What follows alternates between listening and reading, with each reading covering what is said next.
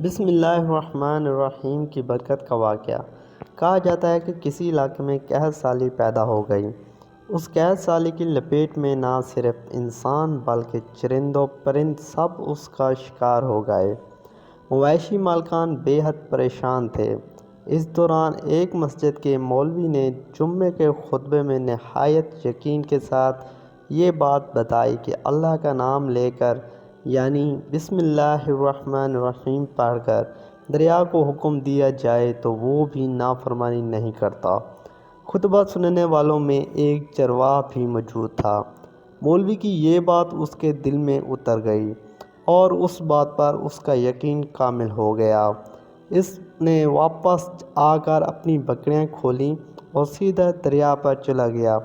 اونچی آواز سے بسم اللہ الرحمن الرحیم پڑھا اور دریا کو کہا وہ اپنی بکریاں چروانے کے لیے دوسرے پار جانا چاہتا ہے اور اسے کہا کہ مجھے اپنے اوپر سے گزرنے دے۔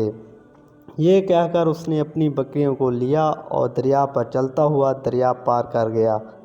دریا کی دوسری طرف کا علاقہ گھاس سے بھرا پڑا ہوا، درختوں کے پتے بھی سلامت تھے کیونکہ کسی کو یہاں تک آنے کی رسائی نہیں تھی۔ اس نے خوب اچھی طرح اپنی بکریوں کو سیر کروایا اور واپس لوٹ آیا۔ بات سب نے سنی مگر کسی نے اس چرواہے کی بات پر یقین نہیں کیا کیونکہ یہ ناقابل یقین بات تھی۔ مگر بات ہوتے ہوتے مولوی صاحب کے پاس پہنچ گئی۔ مولوی صاحب نے اس چرواہے کو بلوایا اور سارا ماجرا پوچھا۔ اس چرواہے نے مولوی صاحب کو ہی حوالہ بنا دیا کہ مولوی صاحب میں تو آپ کا شکریہ ادا کرنے والا تھا۔ آپ نے جمعے کے خطبے میں جو نسخہ بتایا تھا کہ بسم اللہ الرحمن الرحیم کہہ کر دریا کو بھی حکم دو تو وہ بھی انکار نہیں کرتا، تو میں تو بس آپ کے نسخے پر ہی عمل کر رہا ہوں۔ مولوی صاحب حیرت سے اس کے چہرے کو دیکھتے رہے۔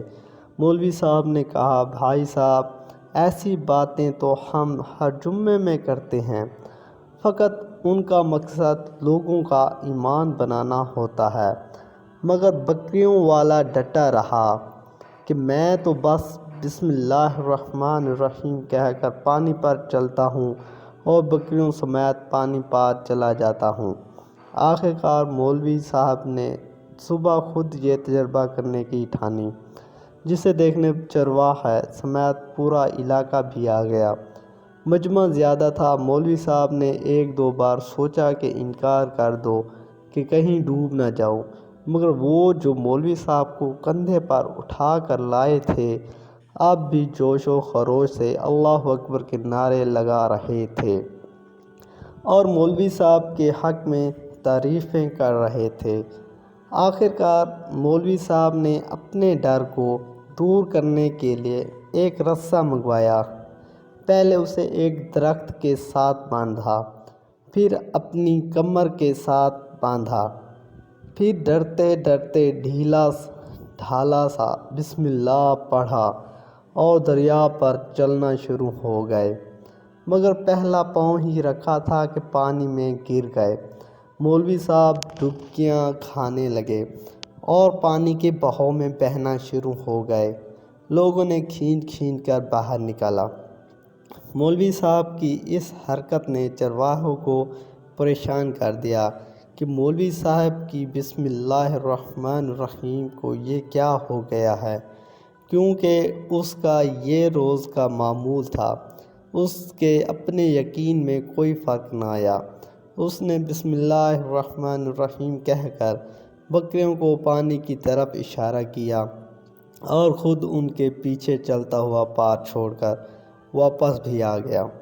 لوگ اسے ولی اللہ سمجھ رہے تھے اور اس کے حق میں نعرے لگا رہے تھے، مگر وہ سب سے بے نیاز سیدھا سادہ انسان تھا۔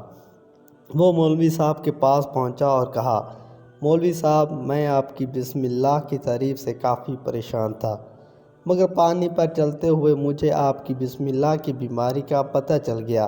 اس چرواہے نے درخت سے بندھی رسی کی طرف اشارہ کیا اور کہا مولوی صاحب یہ ہے آپ کی بسم اللہ، اللہ کی بیماری، آپ کی بسم اللہ کی برکت کو یہ رسی کھا گیا۔ آپ کو اللہ اور بسم اللہ الرحمن الرحیم سے زیادہ اسے رسی پر بھروسہ تھا، لہٰذا اللہ نے بھی آپ کو رسی کے حوالے کر دیا۔ پھر کہنے لگا، مولوی صاحب آپ بھی کمال کرتے ہو، میں نے آپ کے منہ سے سنا اور یقین کر لیا، اور میرے اللہ نے میرے یقین کی لاج رکھ لی، مگر آپ نے اللہ کا کلام سنا مگر یقین نہیں رکھا، لہٰذا آپ کو اللہ نے رسوا کر دیا۔